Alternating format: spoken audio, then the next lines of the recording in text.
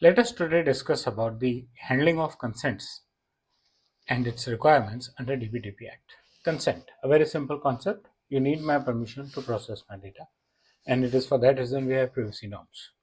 So you take the permission, and how you handle it, we'll talk about it. Welcome to my YouTube channel where you regularly see new content on data privacy and DPDP Act, and we are going to talk about consent management system designing with respect to DPDP Act.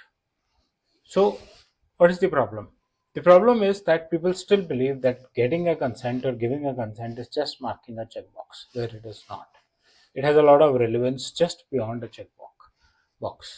Not having a consent or not being able to prove a consent can go heavy, and the DPDP Act can go up to 250 crores, apart from the amount of time, money, and indirect expenses spent on moving around between various judicial systems. A consent must be properly captured. It must be stored properly. It has to be available for record when required by the board, or if you go beyond that to the judicial systems. It has to be enforced. It's collected for being enforced and should be auditable. Anytime board wants, anytime there's a dispute, we should be able to provide enough information that the consent becomes auditable. Manual consents are good for smaller companies. When the companies become larger, consent has to be automated. As that becomes easier, it is difficult to handle manual consents because you could have multiple interfaces to get consents. You could have multiple applications for which you are taking consent on a single form. So you cannot have just put them all on spreadsheets and take care of consent that way. What DPDP expects? DPDP expects that the consent should be free, informed, specific, precise as per the purpose, should be mapped with the purpose. There should, of course, a basic norm of privacy. There should be a provision to withdraw the consent. There should be, you should have the capability to prove the consent as and when the board or anyone else requires. So you have to prove the consent. Common failures. Consents are bundled. Consents are bundled means you want a consent for being able to provide delivery of a product, you want to install the product, you want to provide service on the product, and you want to continue marketing to that customer. Now, ideally, these are 4 different activities, so 4 different consents, and that can be further made granular as well. A bundle consent is where you put in a one single checkbox and say, I allow you to deliver my goods, provide after sale service, implementation also, and then start marketing your other products to me. The customer may not need marketing, he just needs installation and post sale support. Delivery is a part of your duty, right?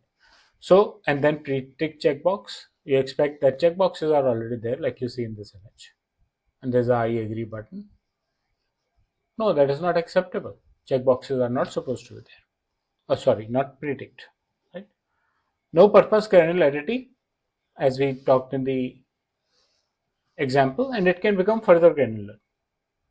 I can provide you 8x5 service and 24x7 service, right? So I can, on the service, I can break down and say, provide me 8x5 service, provide me 24x7 service. So 24x7, it automatically means that then I can come in and disturb you at any point in time. That could be with prior appointment, but yeah, I should be available any point in time.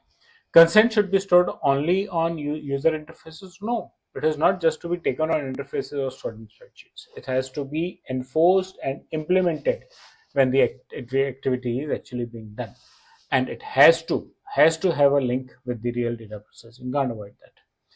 Core components you need to capture. So you need a beautiful capture interface. You need a very good storage where you need to store it along with the purpose.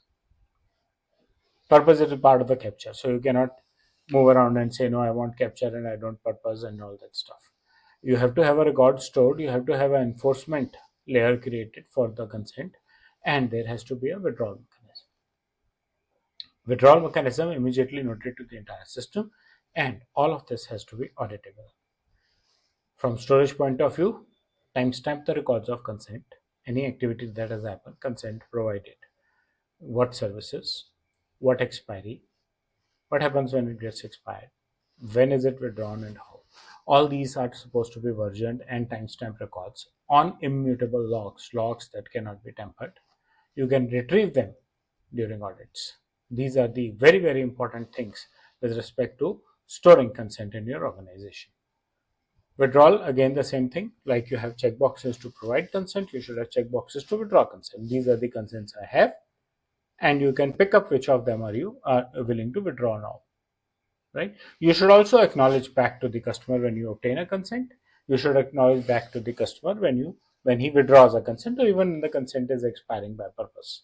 If you want to get it extended, put an extension notice and let them accept the extension as well. So withdrawal should be as easy as the original providing consent was, and you should be able to quickly update the entire stuff to the entire system. Consent in SaaS and multi-tenant systems.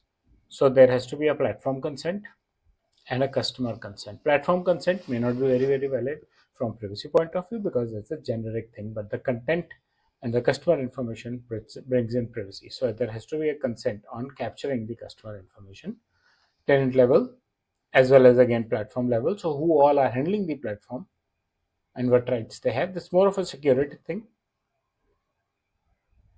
Will play some role somewhere in privacy as well, because if it is audited, who was taking care of the data, right? And then at tenant level also.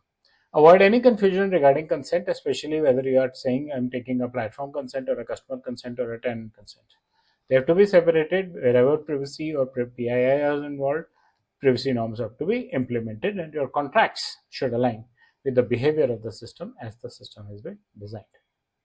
So a quick summary of what we discussed. Don't treat consent as just another screen and tick marks and checkboxes. It is very important both for the principal and the fiduciary. If you are not convinced how your data is getting processed, don't give the consent. Or you give it right now and make a note somewhere that if you are not happy, this is the link to withdraw, and be sure while giving the consent itself that you know from where to withdraw it. As a fiduciary, the same applies in reverse order.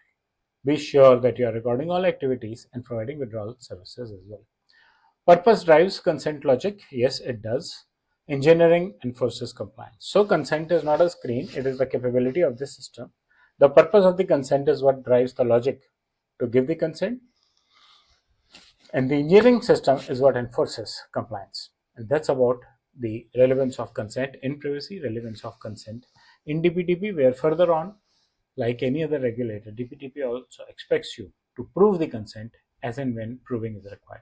So that's about consent management in terms of the DPDP Act. I hope you like the content of the video. Please press the bell and the like icon. Subscribe to my YouTube channel. We'll continue to talk about privacy and DPDP Act on a daily basis, regular basis. So stay tuned with my channel for more updates. Thank you.